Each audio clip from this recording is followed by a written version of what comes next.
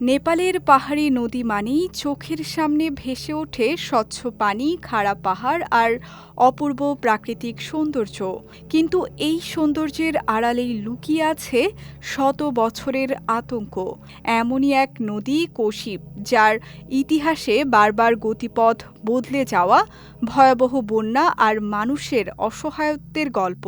আর সেই ইতিহাস যেন আবারও সামনে এলো গতকাল বুধবার।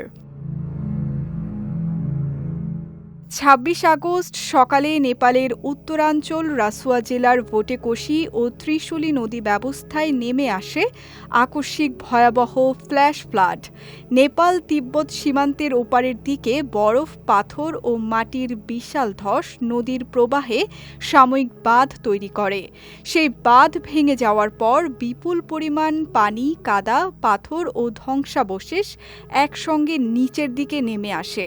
ফলে কোনো বড় ধরনের বৃষ্টির পূর্বাভাস ছাড়াই তৈরি হয় বিধ্বংসী ঢল।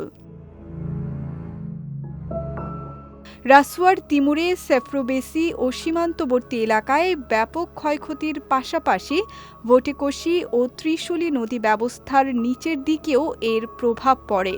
নোয়াকোট, ধাদিং, গোর্খা ও চিতওয়ান পর্যন্ত ত্রিশুলি উপকূলীয় এলাকায় বাড়িঘর, সড়ক, সেতু, বিদ্যুৎ ও জলবিদ্যুৎ প্রকল্প, বাণিজ্যিক প্রতিষ্ঠান ভেসে যায়। সবশেষ তথ্য অনুযায়ী এ ঘটনায় এখন পর্যন্ত অন্তত ১৬০ জনেরও বেশি মানুষের মৃত্যু নিশ্চিত করা হয়েছে। শত শত মানুষ এখনও নিখোঁজ রয়েছেন।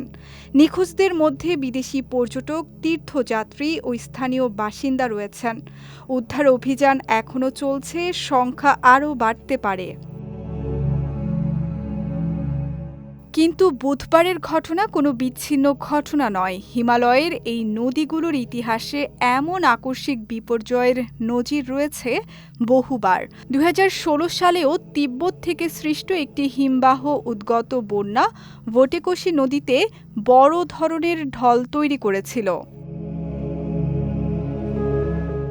২০১৪ সালে সুনকোশি নদীতে ভূমিধস নদীর প্রবাহ আটকে দিয়ে তৈরি করেছিল বড় বিপদ। পাহাড়ি নদীর ক্ষেত্রে ভূমিধস, বরফধস, গ্লেশিয়ার লেক আউটবাস্ট বা নদীর স্বাভাবিক প্রবাহে বাঁধ, যে কোনো একটি ঘটনাই মুহূর্তে বড় দুর্যোগের কারণ হতে পারে। কিছু প্রতিবেদনে ভূমিকম্প, ল্যান্ডস্লাইড বা গ্লেশিয়ার আউটবাস্টকে সম্ভাব্য ট্রিগার বলা হচ্ছে।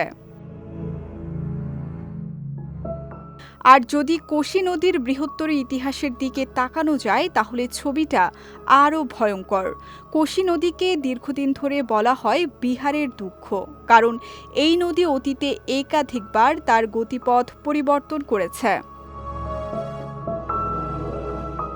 ১৯২৪, ১৯৫৪ ও ১৯৬৮ সালে কোশিতে শতাব্দীর অন্যতম বড় জলপ্রবাহ রেকর্ড করা হয়।